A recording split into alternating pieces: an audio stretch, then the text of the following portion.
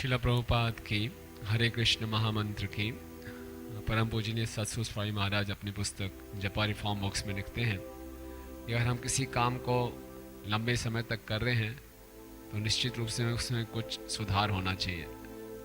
अगर कोई हम काम नया नया सीखते हैं तो शुरू में कुछ गलती हो सकती है, लेकिन जब उसको ध्यान से करेंगे तो उस गलती को हम सुधार सकते हैं।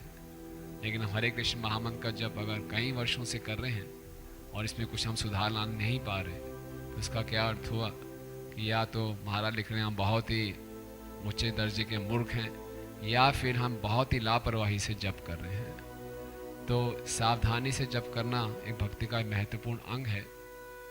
जिस प्रकार से हम भगवान के लिए भोग बना रहे हैं तो भोग बनाते समय हमें ये ध्यान रखना पड़ता है कि मसाले ज़्यादा ना पड़ जाएं, वो जल ना जाएं, सही आंच पे रहे, और साथ साथ में ये भी भाव रहता है कि ये भगवान की प्रसन्नता के लिए भोग बनाया जा रहा है। लेकिन मुख्य बात क्या है कि जो हम पकवान बना रहे हैं, कुकिंग कर रहे हैं, वो बिल्कुल ठीक हो।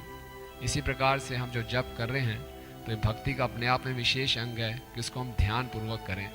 और जब ध्यानपूर्वक करेंगे तो ये भावना तो रहेगी कि किसकी प्रसन्नता के लिए कर रहे हैं, गुरु और कृष्ण की। इसीलिए ध्यानपूर्वक जप करना सबसे बड़ी बुद्धिमत्ता है और उसको हमें इसी प्रकार से हम भगवान को प्रसन्न कर सकते हैं। हरे कृष्ण महामंत्र की